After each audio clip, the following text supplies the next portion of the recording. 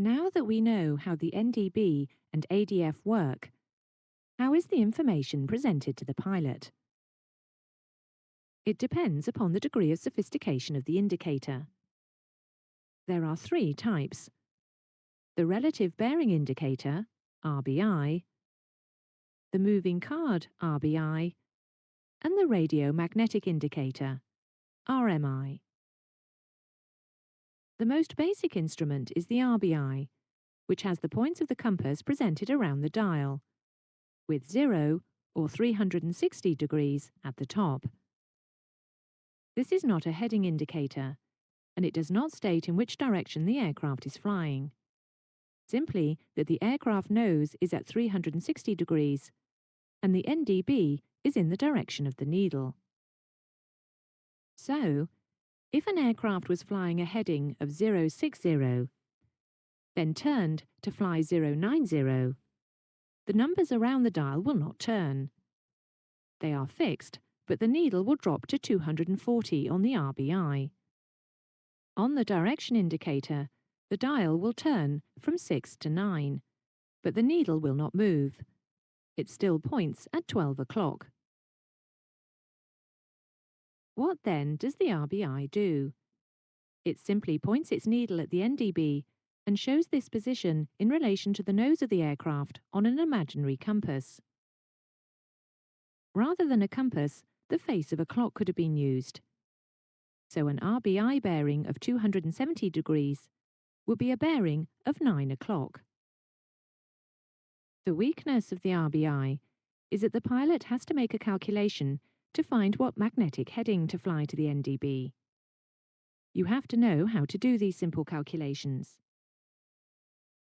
Here, we see that the RBI indicates that the NDB to which the aircraft is tuned has a relative bearing of 270 degrees, that is relative to the aircraft's nose. The direction indicator is showing a heading of 060 degrees. To calculate the magnetic heading, the QDM to the NDB, draw a picture with the information from these two dials. Add the relative bearing, in this case 270 degrees, to the heading of 60 degrees. This makes a total of 330 degrees. If the total of the heading and the relative bearing comes to more than 360 degrees, deduct 360 from your total to give the magnetic heading to the NDB.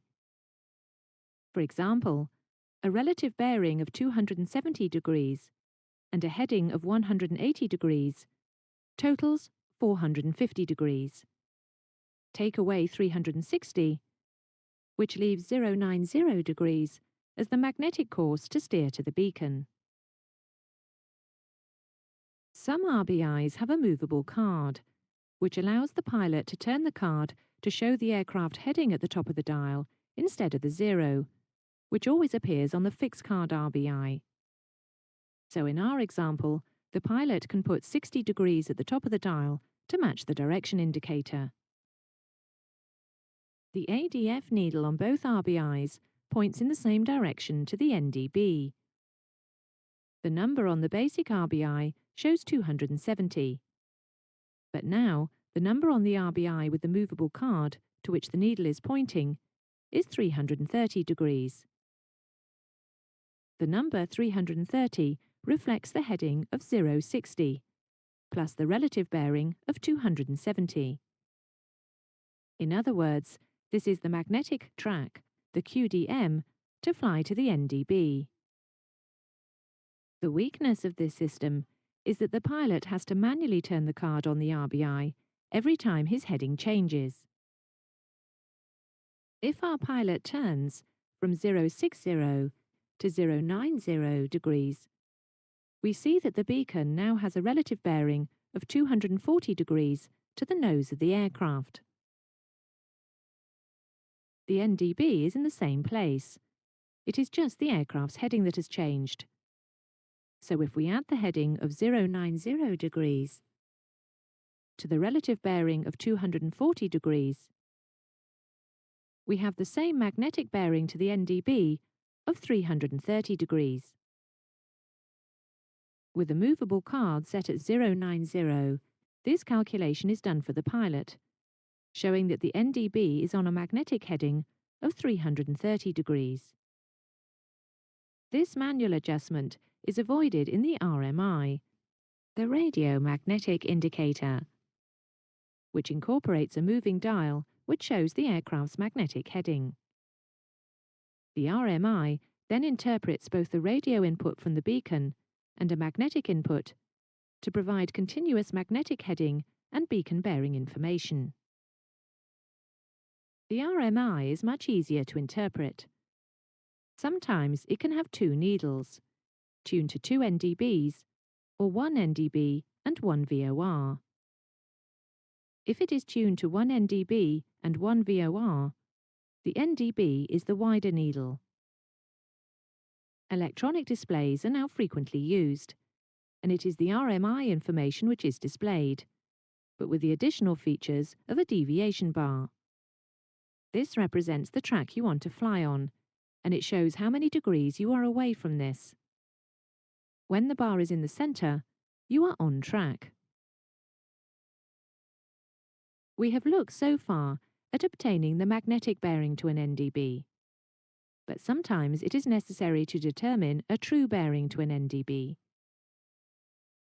To convert a magnetic heading to a true heading, one must deduct a west variation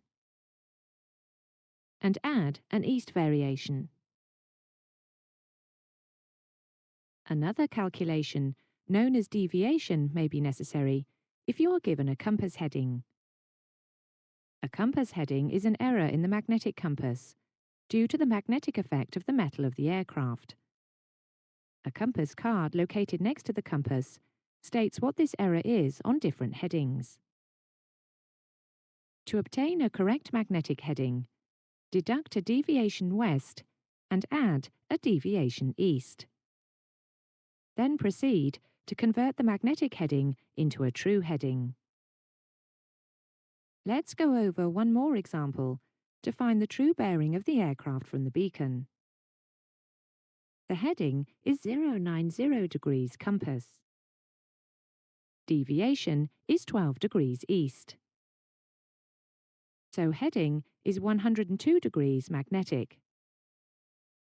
If variation is 15 degrees west, true heading is less by 15 degrees, namely 087 degrees true. That completes the preliminaries. The heading is 087 degrees true. The NDB is given as 075 degrees relative. So the NDB true bearing is 087 plus 075 degrees, which is 162 degrees. The reciprocal of a heading means going in the opposite direction, so add 180 degrees to the heading. The aircraft therefore has a reciprocal bearing from the beacon of 162 plus 180 degrees, 342 degrees true. Now that we have seen how the NDB operates, what can it be used for? Homing to NDB, tracking to the NDB, intercepting tracks to an NDB, procedure turns as part of an approach procedure, holding patterns. We'll look at each in turn, starting with homing. This is a procedure whereby a pilot flies towards an NDB by keeping the head of the ADF needle at the top of the display, in the 12 o'clock position. If there is no wind, the pilot will fly in a straight line to the NDB. But if there is any wind, the aircraft will drift, and the pilot will need to constantly change his heading in order to keep the needle at 12 o'clock. It is poor airmanship to fly like this. Consequently, the correct way to fly to an NDB is to follow a defined track. This is tracking and requires the pilot to compensate for any drift caused by a crosswind. Here, we see the pilot regaining track after being blown off track. then making a 10-degree allowance for wind.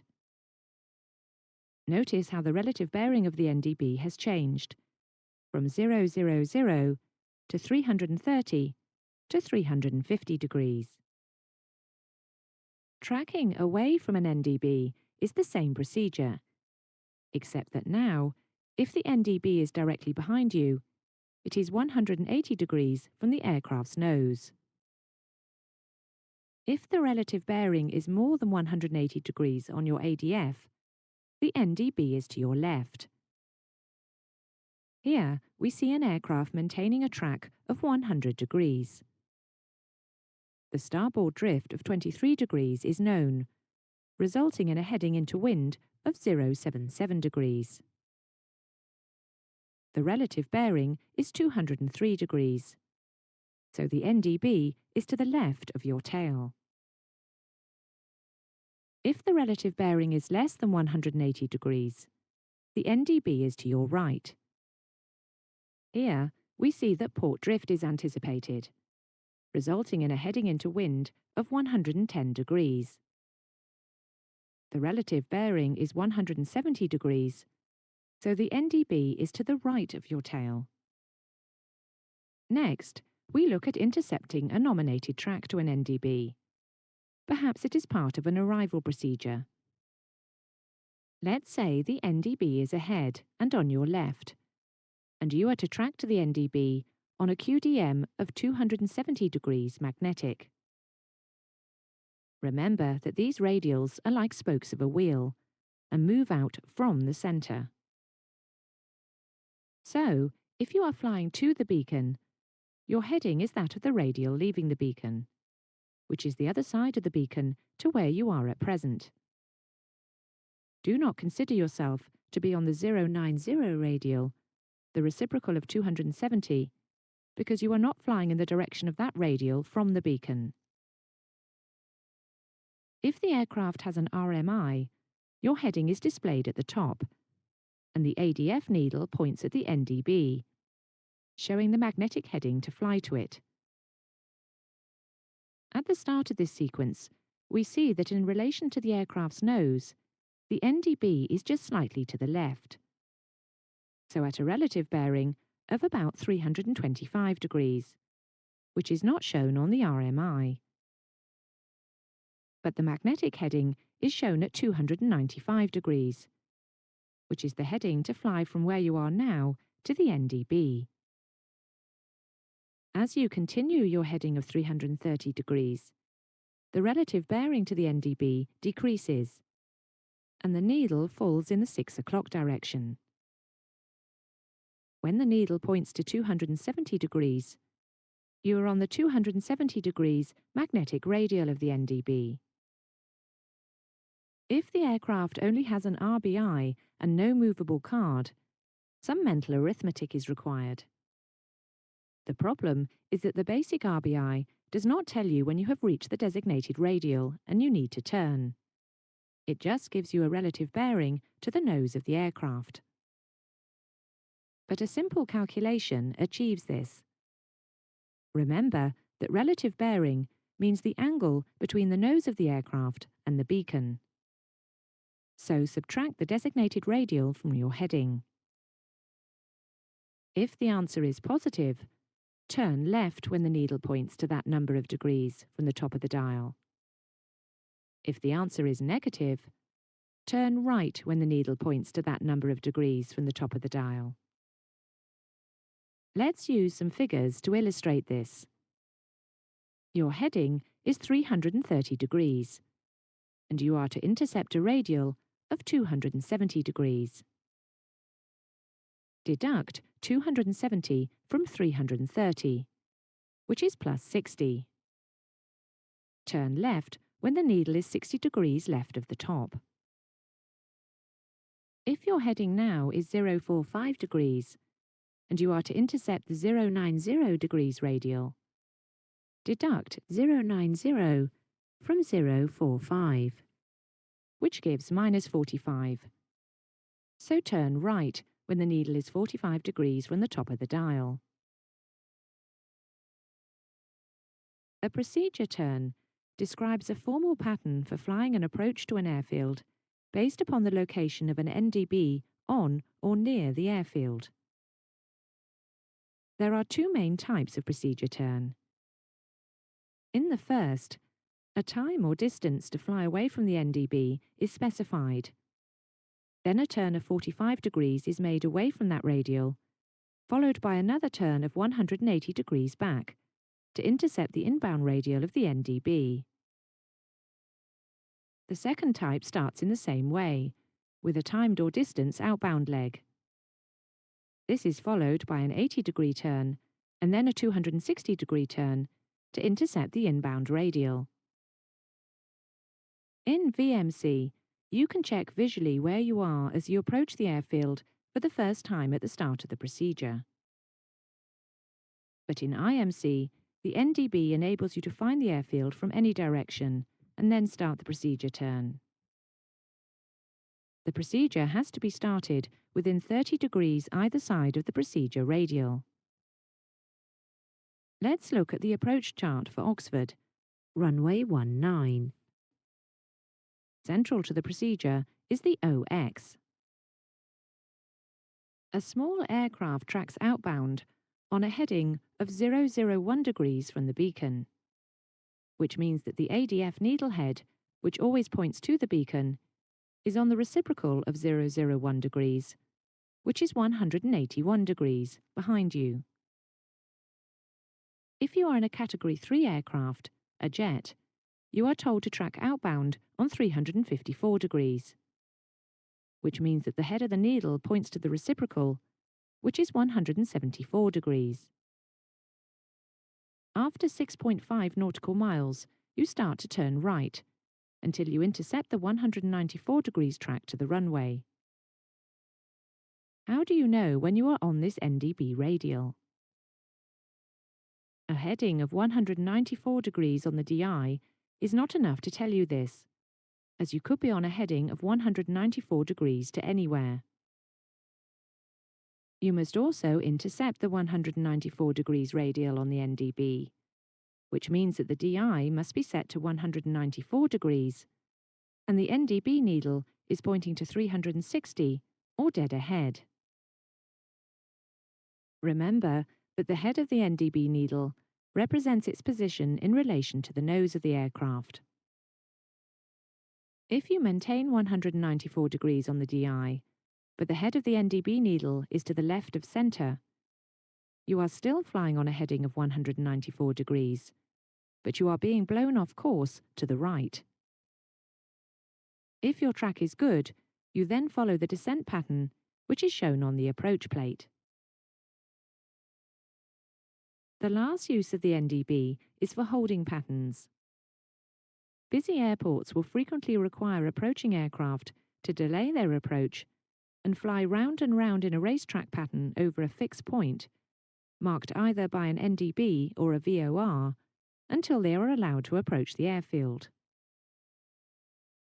During the hold, turns are to be carried out at rate 1, and the outbound and inbound legs will normally be 1 minute in duration at and below 14,000 feet, and 1.5 minutes in duration above 14,000 feet. Aircraft will inevitably approach the NDB from different directions, and they have to follow one of 3 different joining instructions. Those aircraft approaching from Sector 1 follow what is called a parallel entry. Those aircraft approaching from Sector 2 perform an offset entry procedure. Aircraft from Sector 3 approach the beacon directly. Aircraft enter the hold at a given altitude and stay there or stack until they are allowed to descend to the next level, 1,000 feet lower, and ultimately leave the hold to approach the airport. We have already seen in the lesson on propagation that several factors affect the accuracy of radio waves, including NDB transmissions. Here we will just summarize these factors, starting with static interference, caused by either thunderstorms or precipitation. When water droplets or ice crystals collide with the aircraft, there is a reduction in the signal-noise ratio and a consequent wandering of the RBI or RMI needle. The audio signal will have a background hiss, which is also likely to be present on VHF frequencies. Thunderstorms produce large electrical discharges across the electromagnetic spectrum, including long wave and medium wave. The effect on the ADF is to make the needle point to the offending cumulonimbus cloud or clouds, so that the instrument is completely unreliable. Night effect is caused by the interaction of surface waves from the NDB with sky waves from the same NDB. During the day, the D layer of the ionosphere attenuates all long and medium waves, so that ground waves are the only means of transmission for NDBs. At night, the D layer becomes deionized, and sky waves may be emitted from an NDB, which are received out of phase with the ground waves. The effect is most pronounced at dawn and dusk, as the ionosphere is changing, both in intensity and height. The ADF needle may wander, and the audio may fade as the two signals drift in and out of phase with each other. Station interference occurs when two NDB signals overlap. To avoid this, station locations and frequencies are carefully chosen to ensure a daytime level of bearing accuracy, known as the Designated Operational Coverage, DOC. However, at night, NDBs far away may produce interfering sky waves. Coastal refraction, caused by radio waves travelling faster over sea than land, results in radio waves which cross the coast at angles other than 90 degrees, the normal, bending away from the normal as they cross from land to sea. The greater the angle of the point of crossing from 90 degrees, the greater the error. Mountains can cause reflections and diffraction of radio waves. The solution is to fly higher. Quadrantal error is caused by the airframe, which distorts the incoming radio signal.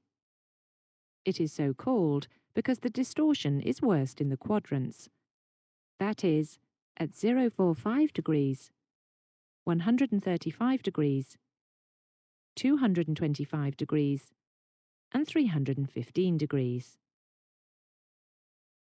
The error mostly affects older aircraft, as newer equipment resolves this problem by means of an electronic device. Stray metal objects or a live mobile phone near any instruments may cause interference and an inaccurate reading. Dip error refers to an inaccurate ADF reading when the aircraft is banking. Because the system is designed to work in horizontal flight, any banking will tilt the horizontal arms of the loop antenna, and this produces an electrical current which causes a small error in the indicated bearing. If a left wing is lowered, the ADF needle will fall in the same direction by about 10 degrees. Finally, in the list of errors, there is the cone of silence, extending upwards from the beacon. Within this cone, accuracy is poor. It should be noted that most ADF equipment does not include a failure warning indication of either the NDB or the ADF. Pilots should continuously monitor the bearing and the identification signal, especially during an approach using an NDB as the primary source of navigation. We have also seen in the lesson on propagation that various factors affect the range of a radio signal, namely transmitter power, the frequency, the surface, type of transmission, precipitation, and receiver quality. As the range of the aircraft from the NDB increases, so the signal becomes weaker, and therefore the signal-to-noise ratio decreases. In the United Kingdom, the minimum signal-to-noise ratio, which is considered acceptable, is 3:1. This should produce a bearing accuracy of within plus or minus 5 degrees by day, only within the designated operational coverage. This brings us to an end of the 2 lessons on the NDB and the ADF. In the first lesson, we looked at the principle of the loop antenna and the position of the 2 null readings, and how this ambiguity is resolved with the sense antenna. We considered the operation of the goniometer, which has replaced the moving loop antenna. And we have looked at the emission characteristics of NDB transmissions. In the second lesson, we looked at how to interpret the ADF instrument in the cockpit, how to fly to and from, how to intercept an NDB radial, and how to fly various NDB procedures. We also looked at the factors which affect the accuracy and range of an NDB.